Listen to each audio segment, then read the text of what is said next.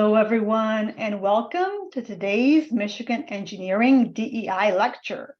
I'm Sarah Potzia, Professor of Nuclear Engineering and Director of DEI at Michigan Engineering. We're committed to engaging our entire community, learning and growing together, and these DEI lectures are an important part of our People First Engineering. It's my pleasure to introduce today's speaker for our DEI lecture series. Professor Lilia Cortina is the University Diversity and Social Transformation Professor of Psychology, Women's and Gender Studies, and Management and Organizations at the University of Michigan. As an organizational psychologist, she investigates workplace experiences of harassment and incivility. Today, Dr. Cortina has published over 100 scientific works on these topics.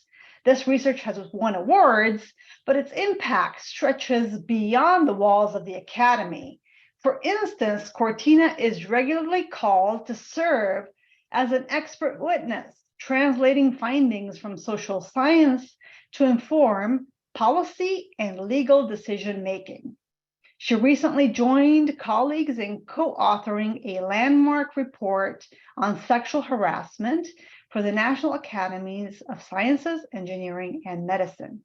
So please help me welcome Lilia Cortina. Great, thanks Sarah for that lovely introduction. Now let me share my slides. Okay, no, that's not right. Hang on one second.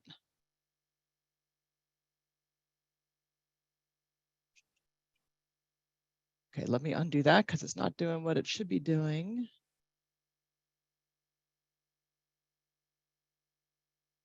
Sorry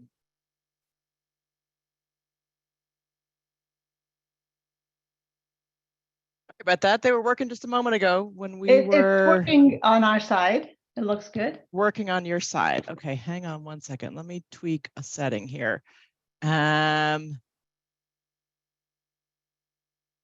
Something strange. Sorry about that. No worries. It's showing up funny on mine. Okay, now I can. Okay, is it still working on your side? Not yet. We're not seeing the slide. Okay, let me share it again.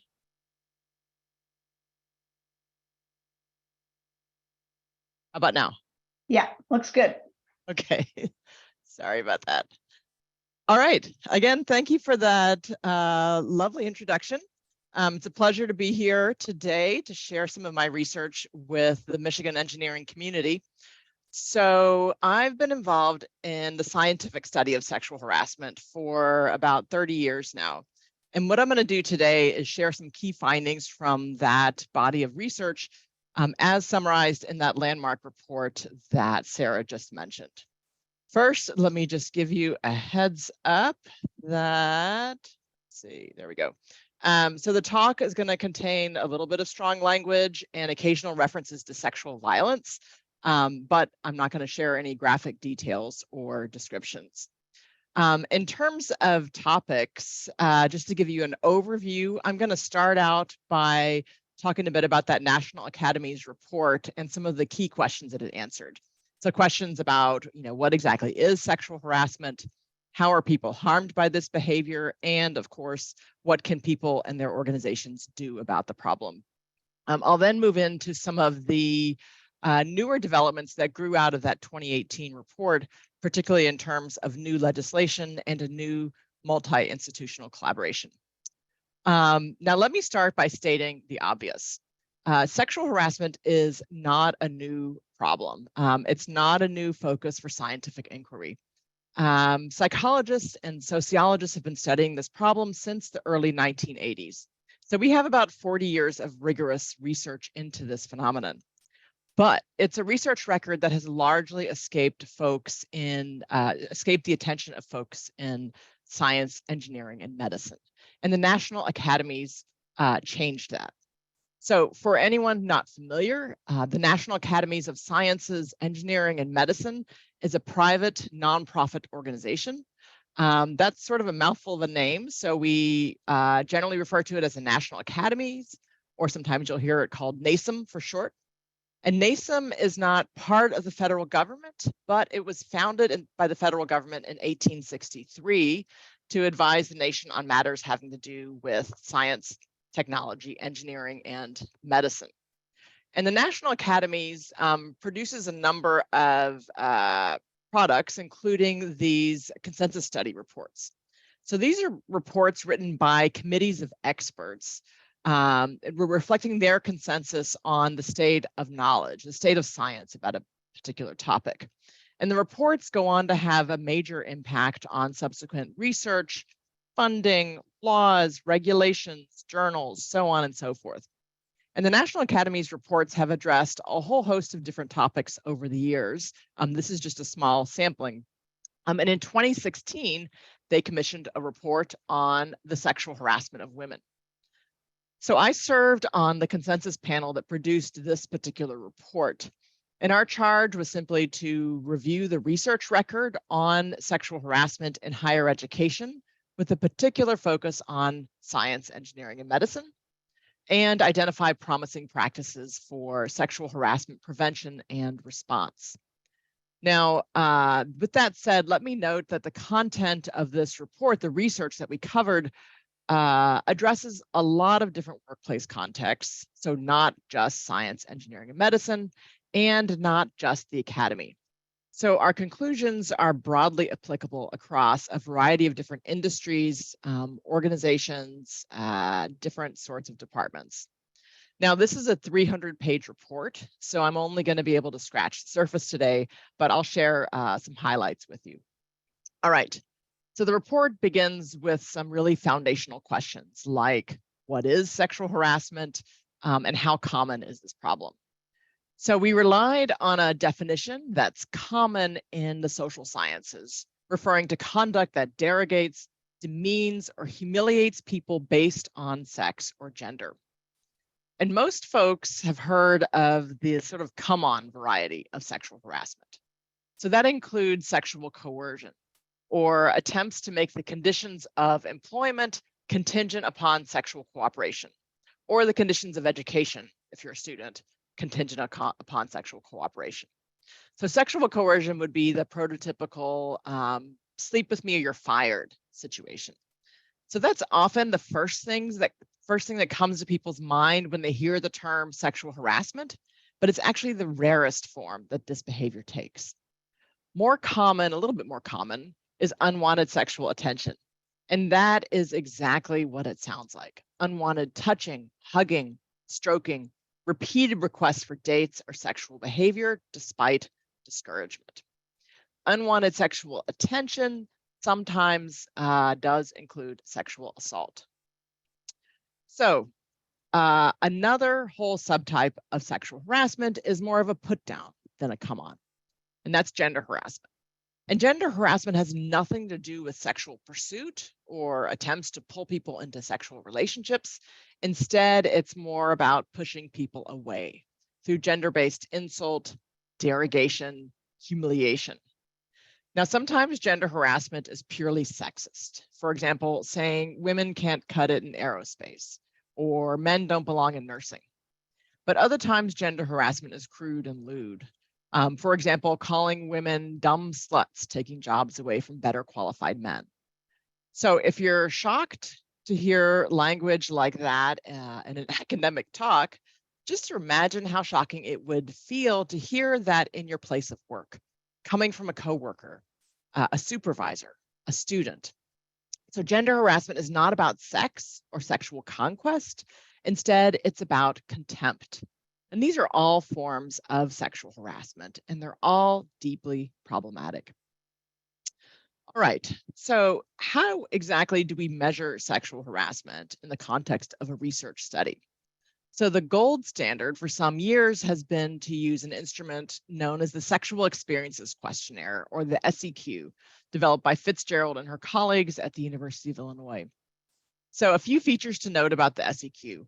It only asks about firsthand experiences. So it doesn't get into hearsay, it doesn't get into rumors. It focuses on very specific concrete behaviors, not generalities. It only asks about behaviors in the recent past, oftentimes the past year, maybe past 2 years. So that avoids problems with recall and memory decay. And the full SEQ includes 16 or more items, so that in order to capture the different varieties of sexual harassment. And nowhere in the instrument does the term sexual harassment appear. That's because people often experience these behaviors, but they don't attach the label to them. So these are just a few sample items. An example of sexual coercion. Has anyone in the past year at your place of work implied faster promotion or treatment if you were sexually cooperative? Made unwanted attempts to establish a romantic relationship, but despite your efforts to discourage it. And then 2 examples of gender harassment. Referred to people in your gender in insulting or offensive terms, and made offensive remarks about your appearance, body, or sexual activities. Notice that those 2 gender harassment examples are really insults. They're not come-ons or attempts at sexual pursuit. So we've used this instrument in a lot of different studies, a lot of different industries, different organizations, and similar patterns emerge across different settings. Just to give you an example, we always find that of the subtypes of sexual harassment, gender harassment is by far the most common form that this behavior takes. Illustrating some findings from academia, here are incidence rates of harassment faced by women faculty and staff at a large public university in the Midwest, not the University of Michigan, but it's a place a lot like Michigan. Let me walk you through a few things to notice here. First of all, 30% of these women said they had not encountered any harassing conduct in the past year. Okay, that's the big white slice of the pie on the left. But that means 63% had encountered at least one sexually harassing behavior. Okay, so that's more than 6 in 10 women sexually harassed on the job. And most of these experiences included some form of gender harassment. So in this pie chart, all of the slices in some shade of blue included gender harassment. So these are data, again, from a single organization, but every organization I've ever studied has similar rates.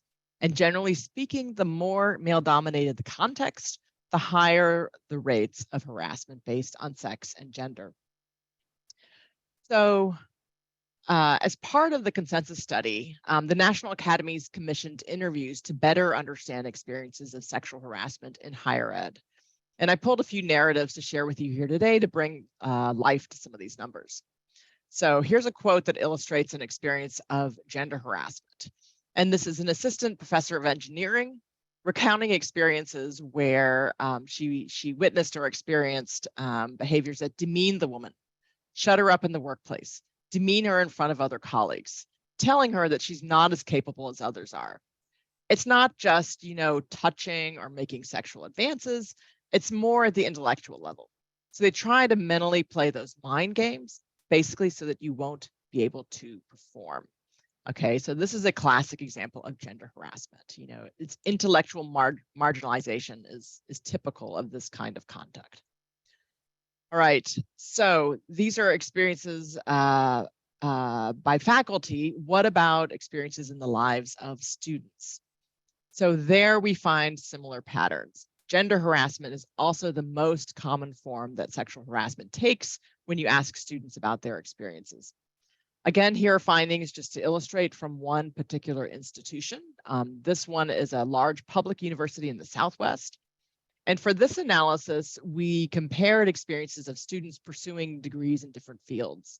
So you see findings for students in the natural and social sciences, students in engineering, students in med school, and then students outside of STEM fields.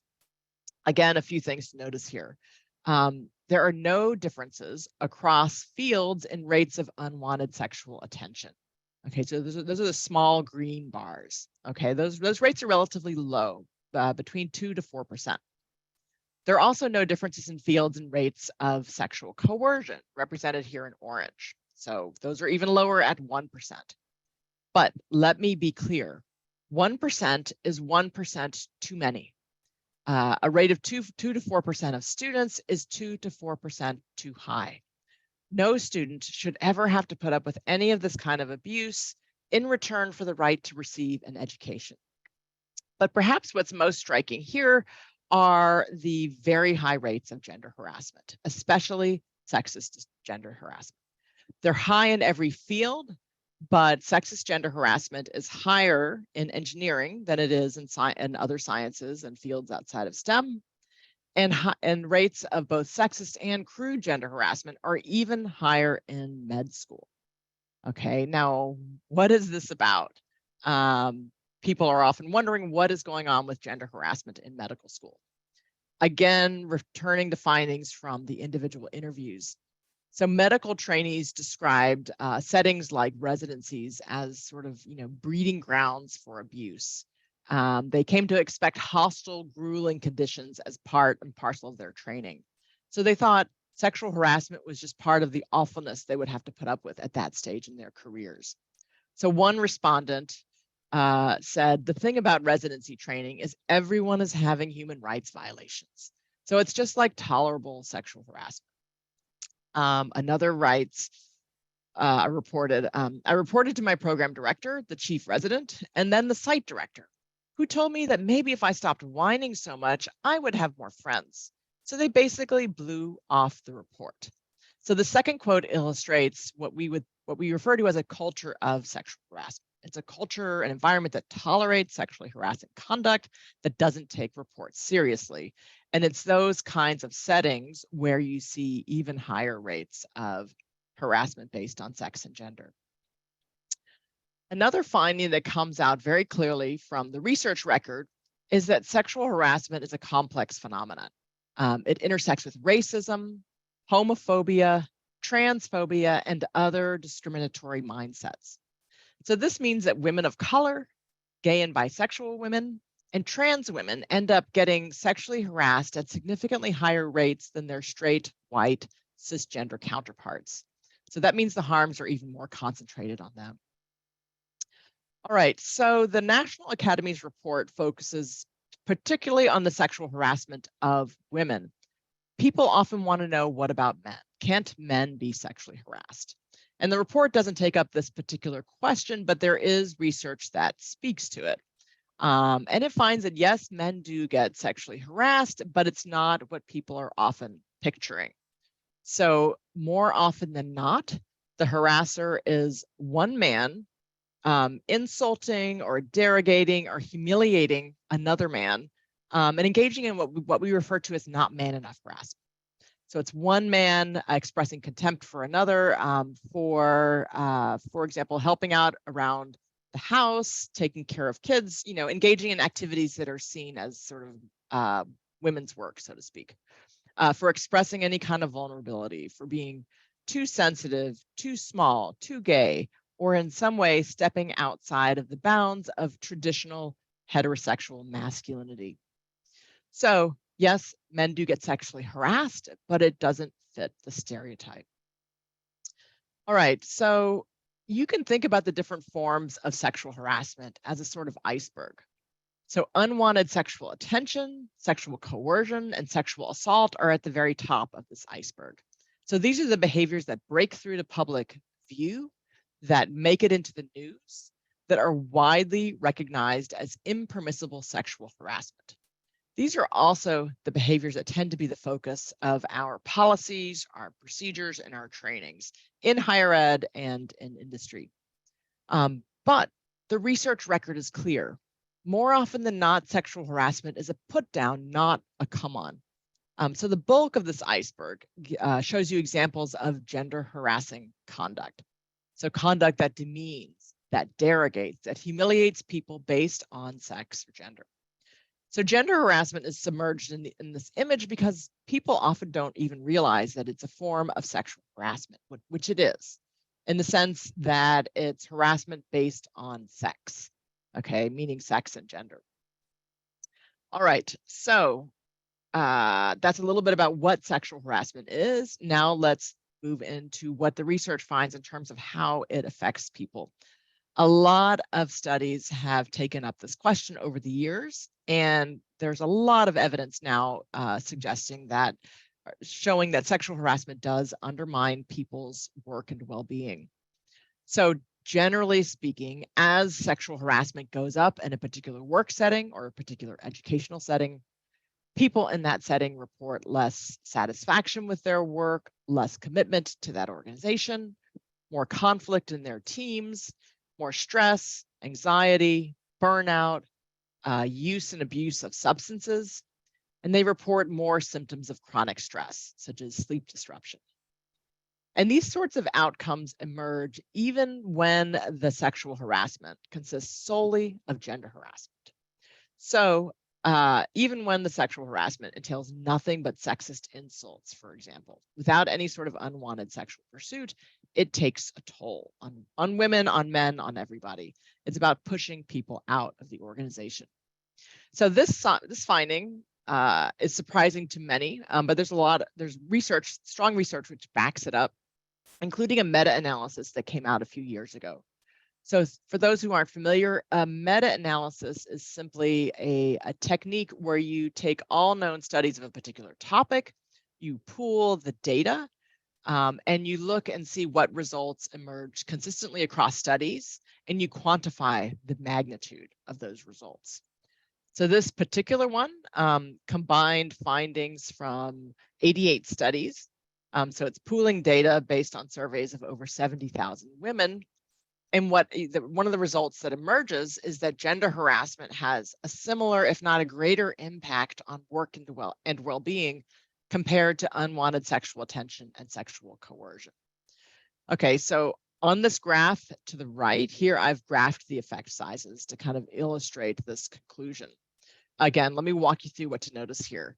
So the light blue bars here show you the effect sizes, or the size of relationship between sexual coercion and various outcomes having to do with health and job satisfaction. So these effect sizes of sexual coercion are on the smaller side. These are relatively modest effect sizes. Effects of gender harassment are in yellow, and they're significantly larger. So for example, look at the bars for job satisfaction at the very bottom of the graph. The effect size for gender harassment is nearly twice the size of the effect for sexual coercion. So this finding is shocking to a lot of people. It flies in the face of popular wisdom. So how do we make sense of it? So the authors have a great explanation in their paper. They write that sexual coercion and unwanted sexual attention are traumatic for people involved. They're more likely to result in court cases and public reporting. However, in many work settings, these intense experiences are low frequency events. The more frequent, less intense, unchallenged gender harassment or sexist discrimination or sexist climates appear at least as detrimental for women's well-being. They should not be considered lesser forms of sexism. So another important finding from the research record is that one need not be directly targeted with these various behaviors to feel their negative effects. So sexual harassment is like secondhand smoke, okay, in the sense that the harms kind of spread to others sharing the same environment. Okay, so the harms spread to witnesses, to work groups, teams, entire departments even. And we lose a lot of people because of it. So when women are sexually harassed, they leave. Their coworkers leave. Even the men leave. They don't stick around to watch their valued colleagues be disparaged, and they don't want to become the next target themselves. So all faculty, staff, students, employees in other industries, so on and so forth, suffer from spending time in degrading or humiliating or misogynistic work environments. And this is true regardless of their gender identity. We see this very similar patterns of effects for people who identify as women or as men. All right, so then the big question, of course, is what do we do about this problem? It's a widespread problem with wide-ranging effects. So how can we better prevent sexual harassment in our organizations? And how can we respond more appropriately when it occurs? So again, returning to the National Academy's report, the report takes up this question in great detail. So what works, what doesn't, and what should we be doing differently? One question I sometimes get is, should men stop meeting privately with junior women, with women trainees or women students? And my answer to this question is an emphatic no. A lot of important mentoring and training happens in the context of one-on-one meetings. So that sort of individualized attention is vital in many careers. You will not get ahead in many industries without it. I also point out that a question like this is rooted in widespread myths. So widespread beliefs in our culture that women frequently fabricate claims of sexual harassment, that they exaggerate, that they make much ado about nothing. This myth of frivolous claims is, like I said, it's a myth, it's a falsehood, it's a fiction. Okay, there is no evidence to support it. What there is evidence to show is that formal accusations of sexual harassment are rare, and false accusations are even rarer. A man is more likely to be sexually harassed by another man than he is to be falsely accused by a woman.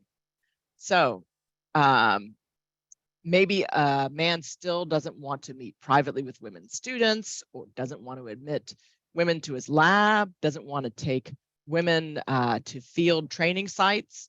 If so, that's his prerogative, but that means he can't meet privately with young men. He can't admit young men to his lab. He can't take men into the field. To do otherwise would be engaging in sex discrimination. You know, it's illegal to discriminate based on sex in providing education or training opportunities. And we don't recommend engaging in one form of sex discrimination to avoid another. Another question: should organizations build bigger and better reporting systems? Should they sit back and wait for victims to file in with their complaints? The answer to this, again, is no. This is the sort of passive institutional pose, which is what organizations have tried for decades with limited success. So very few sexually harassed women, and even fewer harassed men, ever report their harassment to anyone in authority. So reporting rates have changed very little over time. You can see that in this graph here, these two graphs. So on the left, these are rates at which sexually harassed employees have filed formal reports of their harassment with their university, and you can see that only 6% of victims came forward. Okay, fast forward the clock 20 years to the graph on the right. This shows the rates at which sexually harassed graduate student employees came forward with formal reports. Again, only about 6% filed a report. The reporting is relatively rare, formal reporting. Why don't people just report the sexual harassment so the institution can move in to address it? There are a lot of factors that stand in the way of reporting. Fears of being blamed, shamed, not believed, fears of inaction or retaliation or humiliation, fears of damage to one's career prospects or income. And unfortunately, we know from research that these fears are well-founded. So reporting mechanisms are absolutely necessary, but they're altogether insufficient. They will not fix the problem of sexual harassment for our organizations. All right, so what does work? Well, if you look at the research record, you find very little evidence that the interventions that are now super common across the country have had much effect, okay, in terms of actually reducing harassing conduct. So we need to think outside the box if we want to move the needle on this problem. We need to look beyond interventions that focus mostly on reporting or focus mostly on sexually threatening acts of abuse. So those acts simply don't happen without a firm foundation of disrespect. So what this means is we need to overhaul the institutional cultures and climates that enable disrespect to thrive. In other words, we need to cultivate a climate of respect. Okay, now how exactly do we do that? So there are a lot of ideas for this in another sort of literature in organizational psychology addressing workplace respect, incivility, bullying, that sort of thing. And a few of the kind of recommendations that you see in that literature are that, you know, respect and inclusion should factor into our hiring and our evaluations and our promotion decisions for people at all levels of our organizations, including tenured faculty. We can also take a closer look at everyday practices. So, for example, is your department a place where senior people yell at staff or students? Is it a place where women are routinely interrupted in meetings? Or do you have a star culture where some people are just so brilliant or so famous, or they bring in so many grant dollars that they're above the rules? Okay, we need to start rethinking these everyday cultural practices. Also, let's take a look at the built environment of our departments. Oops, didn't mean to do that. So take a look at the built environment of your department. So who is celebrated in the photographs, in the statues, in the portraits, and who is missing?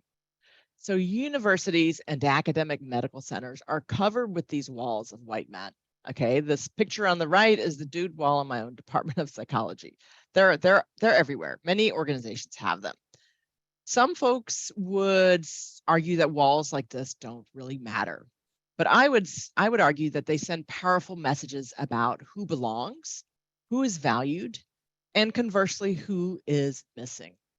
So the walls might be a good place to start if we want to make our institutions more respectful and more inclusive. All right, so that was a 300-page report distilled down to a short, sweet 30-minute summary. For more detail, I encourage you to visit the National Academy's website. You can download the full report. You can purchase it on Amazon.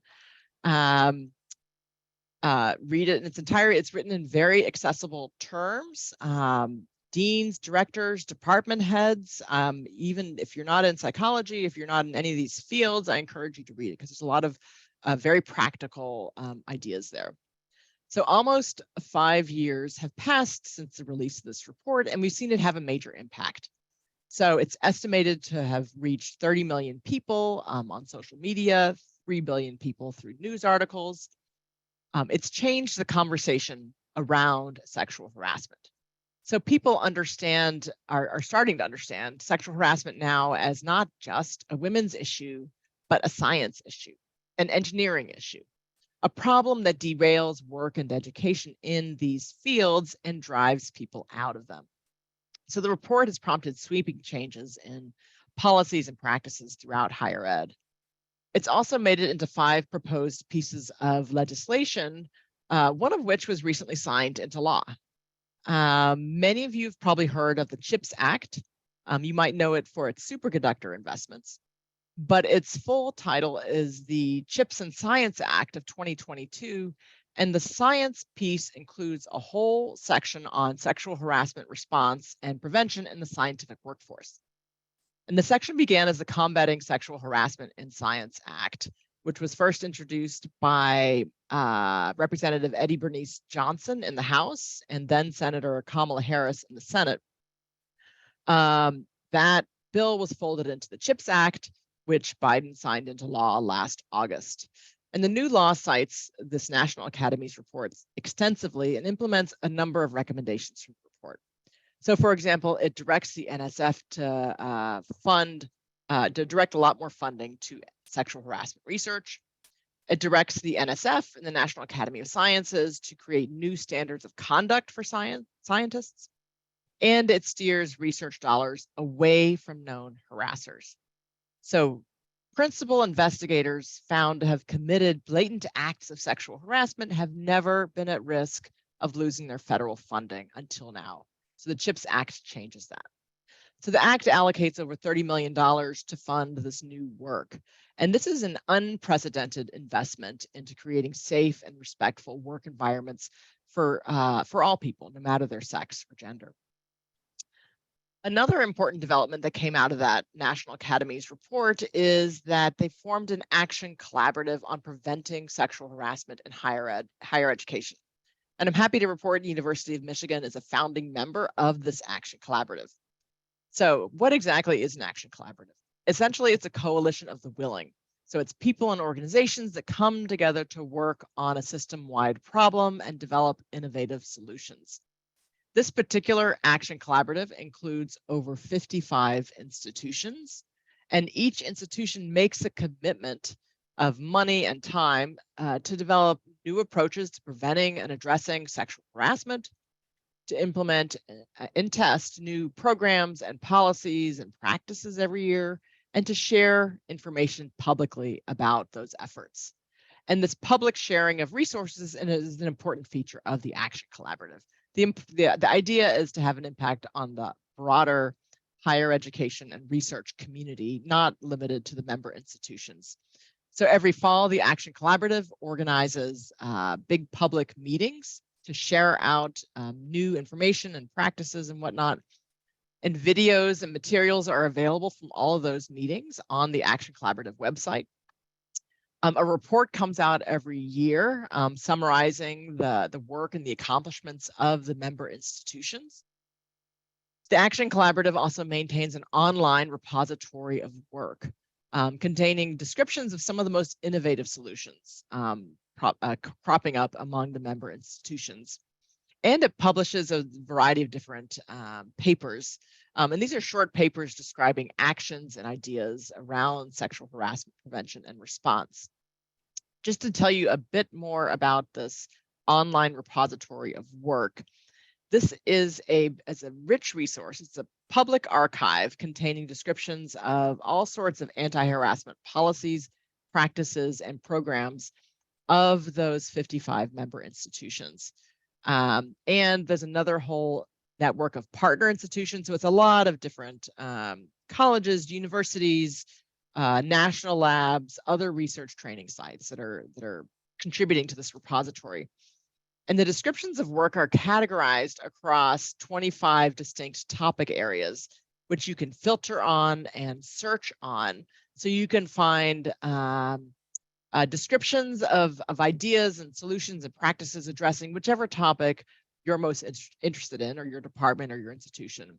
So for example, under the topic, the broad rubric of prevention, you'll find resources on ally programs, bystander interventions programs, DEI practices and hiring and promotion and tenure, leadership skill development, prevention, education, and toolkits, so on and so forth. Like I said, this is a rich resource. I encourage folks to go in and poke around in there. There's a lot of interesting work happening nationwide. And then the Action Collaborative also puts out these publications, and these are research-based publications on sexual harassment prevention, response, remediation, and evaluation. Again, these are just a few examples of work produced to date. For example, there's a paper on how to measure sexual harassment in campus climate surveys. There are a couple of papers on policies to intervene in the problem that we call Pass the Harasser. So these are policies that permit a hiring institution to learn whether applicants have been found responsible for harassment at their prior institution. And then a paper on ways to sanction faculty who harass. So again, all these papers are available for public free download from the Action Collaborative website. All right, let me just leave you with a few questions to ponder, and then we can move into Q&A. So sexual harassment policies and reporting procedures and penalties often focus heavily on unwanted sexual pursuit and sexual coercion. This is a focus that is absolutely necessary, like I said earlier, but it's altogether insufficient. Okay, it's only taking aim at the tip of this iceberg. Remember, more often than not, sexual harassment is a put down, not a come on. So what are we doing to address the many slights and indignities that combine to relegate women to the margins of institutional life? So how can we transform our cultures to be more respectful, more inclusive, to treat all people with dignity, no matter their gender, race, sexuality, or any other dimension? If we can figure out answers to questions like these, we might begin to move the needle on sexual harassment. All right, with that, I will thank you for your attention, and I'm happy to take questions or comments. Great, thank you so much, Lilia. That was a wonderful presentation. We do have several questions for you now in the Q&A. So I'd like to start with this first question regarding the report that you mentioned from the National Academies. This report is from 2018. So we're wondering if you have any current data on sexual harassment to suggest a trend. Is it getting better, in other words?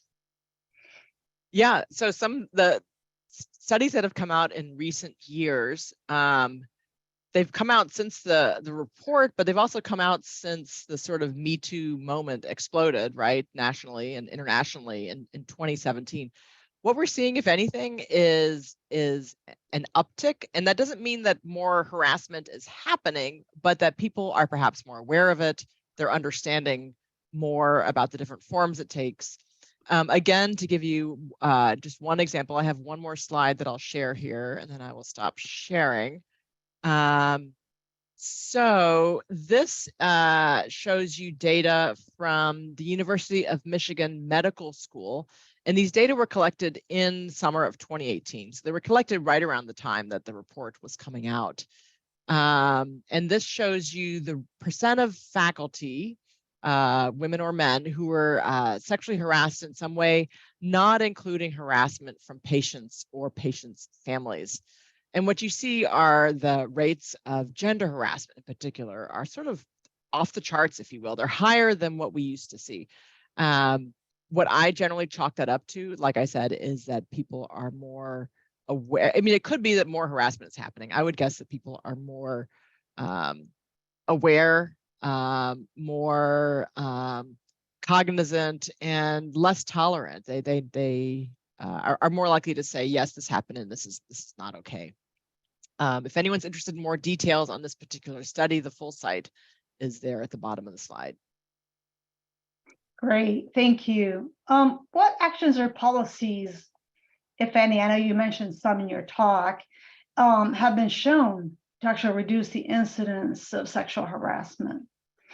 Yeah, that's also a great question.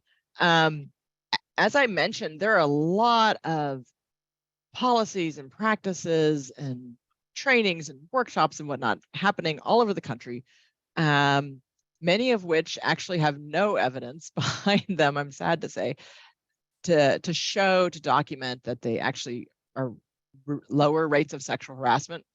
So oftentimes what organizations or higher ed institutions will do is that they unveil a new training or a new workshop, and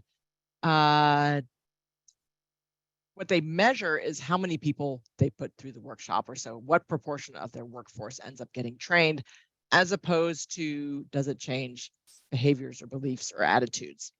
But the studies that have been conducted on evaluating sexual harassment trainings using rigorous methods generally find that trainings that have certain features are more likely to be effective.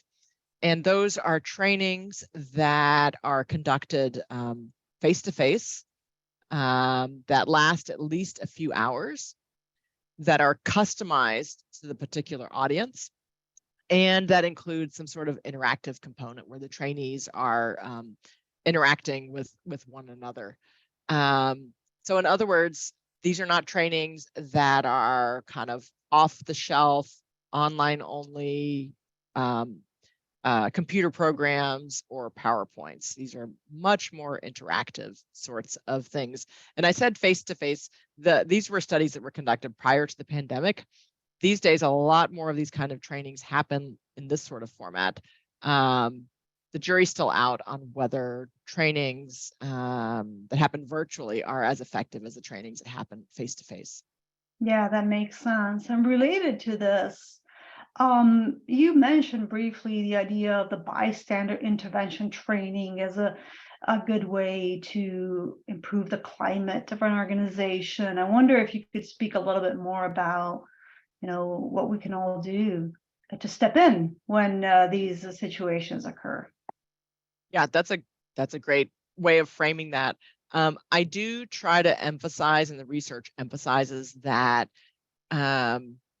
sexual harassment is a collective problem. So, historically, what we've done, what most organizations have done, have been put the burden on the victim. If you were sexually harassed, you need to come forward, you need to file a report, you need to go through an investigation, no matter how unpleasant all of that is, no matter that you've been victimized or perhaps traumatized, it's all on you. The current approaches or more contemporary approaches emphasize that it's on us, right? As was the phrase a few years ago.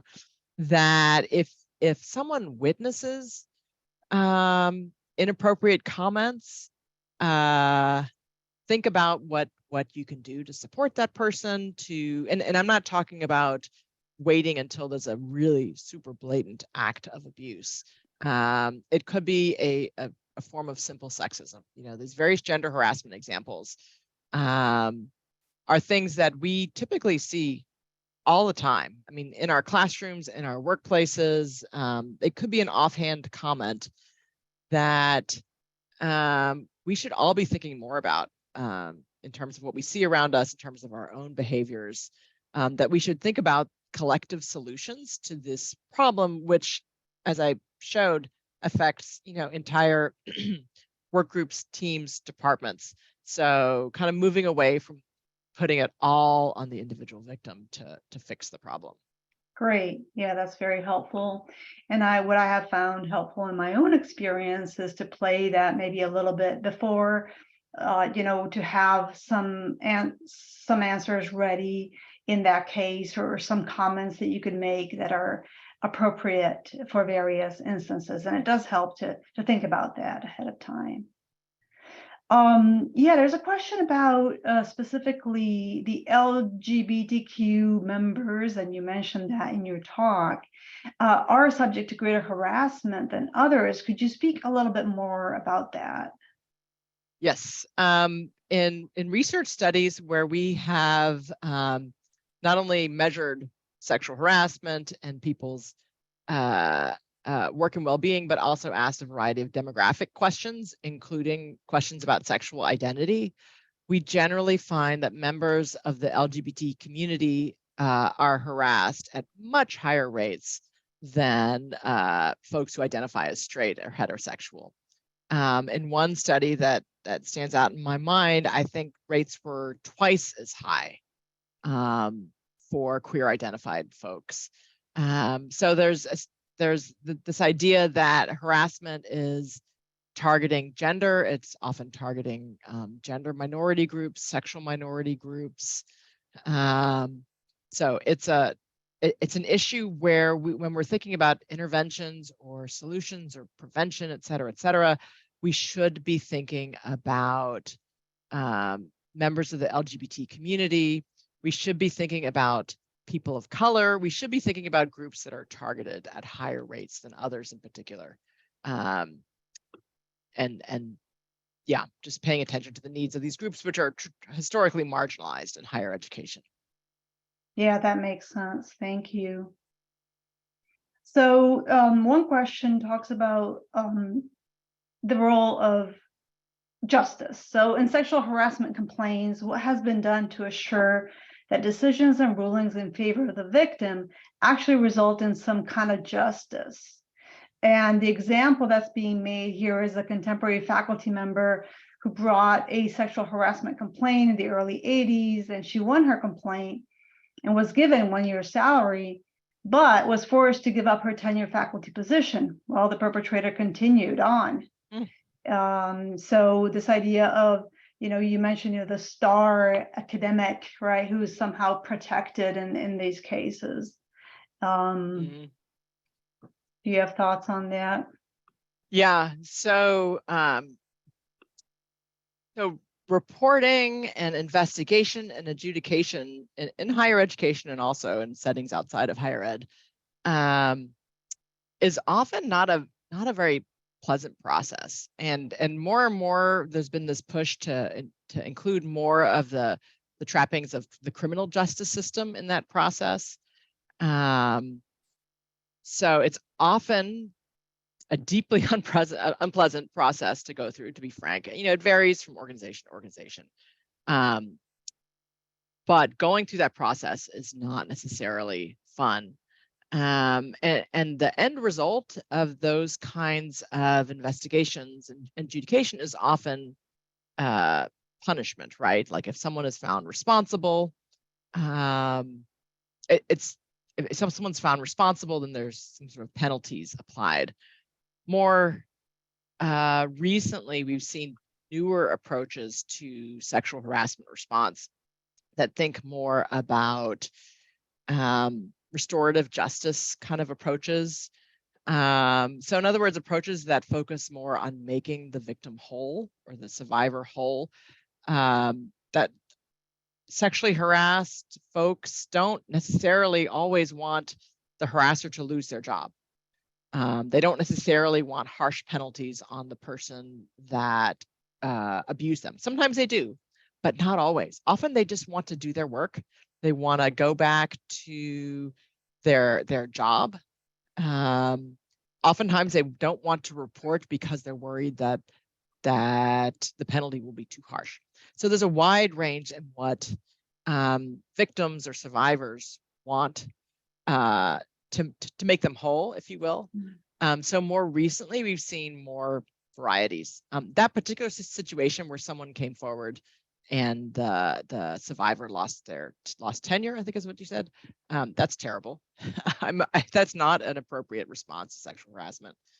And like I said, we're seeing more novel responses these days. The online repository that I mentioned that the Action Collaborative maintains has a lot of interesting kind of response programs, including transformative justice, for anyone who wants to read more about what that can look like. Absolutely. And here at UM, the Equity, Civil Rights, and Title IX Office, ECRT, oversees these types of sexual and gender-based misconduct reporting and that response. So we should probably put a link to that as well as a resource. Thank you. That's a good idea. Yeah, and there's a question here on the wall that you showed with the portraits.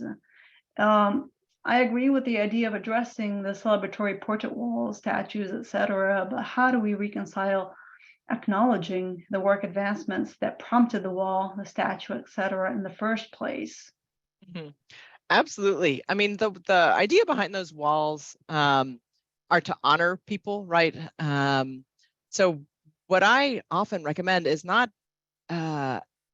just taking down the walls and throwing them in the scrap heap, but honor all the people that contribute to our settings. I'll give you one example. I gave a talk on this to the Mayo Clinic a few years back, and the Mayo Clinic is just covered with walls of white men. You walk up and down the hallways. It's department chairs and directors and that sort of thing. And I had the same conversation with one of the faculty there who had a very similar response, like, oh, we need to honor the people that built the place. And then later he was talking about the nurses that are the nuns, I think, that physically built the Mayo Clinic. And I was like, where's the nurse wall? Where's the nun wall? You know, so let's have walls, including not just of our past, but of our present, including our junior people, our students. You know, junior faculty and students are often have more diverse identities than the super senior, you know, the department chairs and whatnot. So let's celebrate everybody, and let's have environments that reflect who we want to be, you know, where we want to move into, who we are today, and not only reflect on the most senior people or only on the people from the past. Yes, and hopefully this will change as we are addressing our diversity of our faculty body. So with time, it will change too. I guess we're getting towards the end of our hour together. This has been really great. Maybe the last question. I appreciate your inclusion of intersectionality of gender, race, and sexual identity in this research. Do you have any information on the experiences of disabled persons as well? That is an excellent question. Off the top of my head, I actually cannot think of any studies in the sexual harassment literature that have considered sexual harassment of people with disabilities. Mm-hmm. So, I mean, even though there's been 40 years of research on this topic, we still have a ways to go. There are a lot of unanswered questions, and that's one of them. And that's an excellent question that I hope we can address moving forward. Great.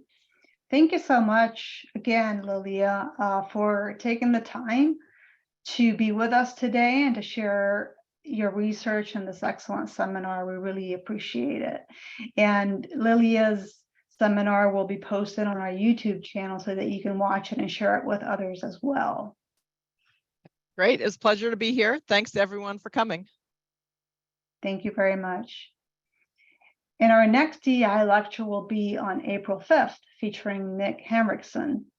More information will be sent out, so watch your email with information about that DEI lecture, and we certainly hope to see you there. Thanks again for attending and have a great day.